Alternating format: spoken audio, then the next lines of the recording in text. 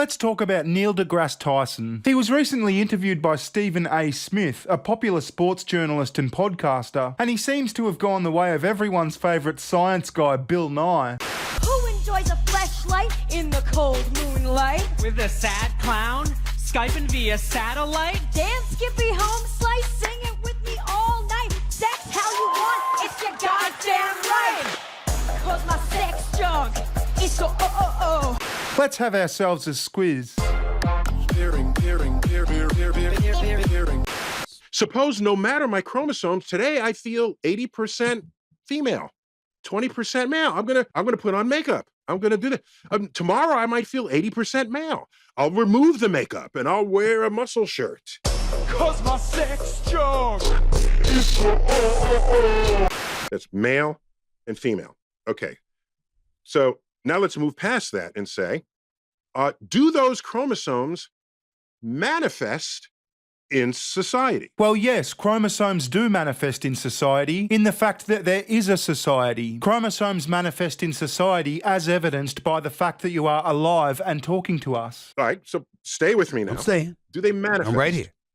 So now I did this experiment. I was on the New York City subway. It was in the winter. Everyone has a big coat on. And so I'm just looking at heads sticking out of the winter coats. And I said, why do I know who's male and who's female as I go down the line? This was just a simple question I asked myself. And I say, well, these 6 people are female. Those 4 are male. Why am I sure of that? Well, who cares if you're sure of that? You started off this video by saying there is male and there is female. That's male and female. Unless you plan to have sex with one of these males or females, it doesn't matter if you can tell or not. I was sure of it because what I was queuing on were features that are secondary and tertiarily added to a person's appearance. What are they wearing? They're wearing girls' clothes.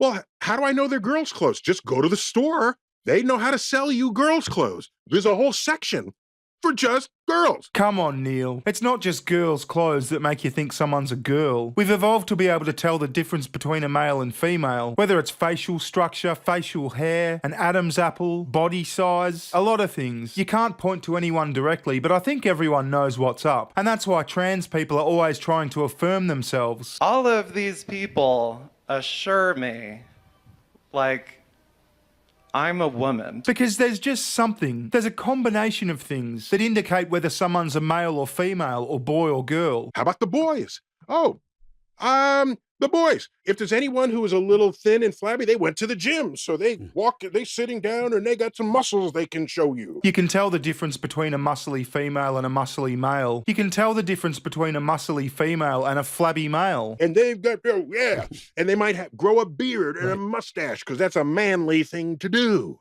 And they're wearing boy clothes because they went to the boy section of the store to get it. Yeah, but again, you can tell when a chick's wearing a tank top or boys' clothes. They're called lesbians, Neil. And if the woman's chest is not as large as she wants it, she goes and gets surgery to make it bigger, as 300,000 American women do every year. I know several. You're right. Okay, Yes.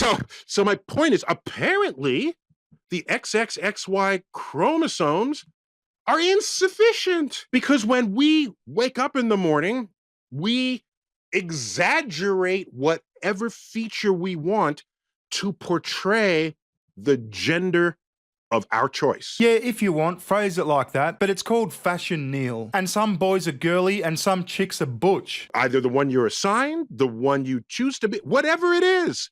And so now, so now just to tie a bow on this, I say to you, somewhere I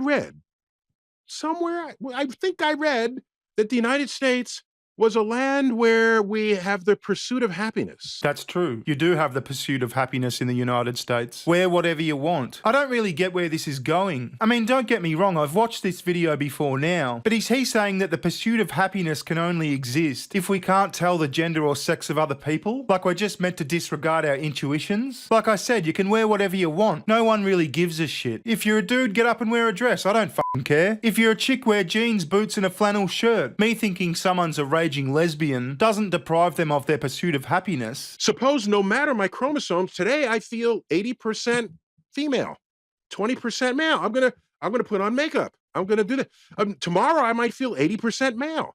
I'll remove the makeup and I'll wear a muscle shirt.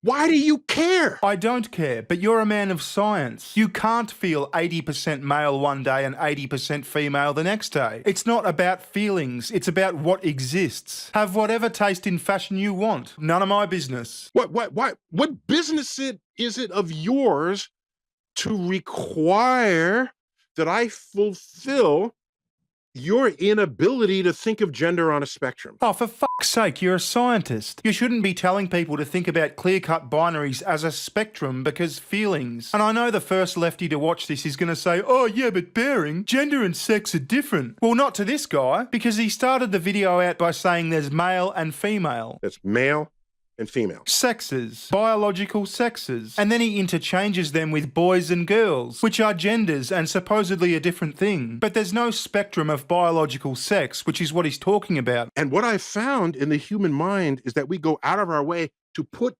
things in categories, in bins, all right? Because that makes it easier for us. Yeah, and that's fair enough. Most of us don't have the time to overthink shit. We've got to go make money, we've got to bring food home, we've got to protect our families, we've got to get on with life. So that's why people come up to you and say, well, you a boy, you a girl, choose one. Which are you? I say, no, maybe I'm a little of both. You're not a little of both. And I don't think many people are randomly going up to strangers saying, what are you, a girl or a boy? Pick one. I demand that you pick one. I mean, it matters when it comes to bathrooms and sports and stuff like that, as it should. We are a society. We've got to get along. Wait, maybe a little above this. No, you have to be one or the other. No, I will not be what you require just because you can't think on a spectrum.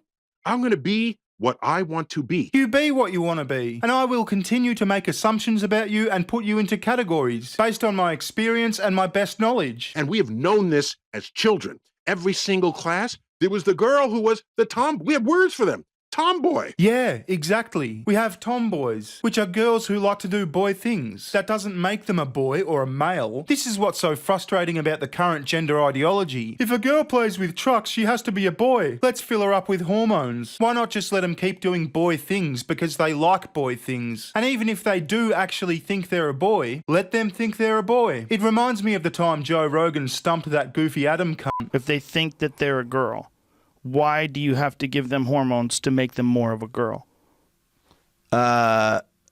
Because... I'm sorry, can you expand on the question? It's a simple question. If you say that the child thinks it's a girl, so you're going to give the child hormones. If the child thinks it's a girl, let it be a girl. Like, you don't have... Why are you adding hormones?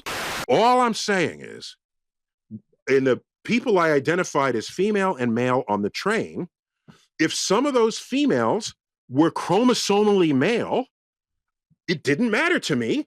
I'd see them as female. I mean, it would matter to you if you were seeking a mate. But sure, random people on the train, who fucking cares? It doesn't matter to you. What's your point? That's how they present.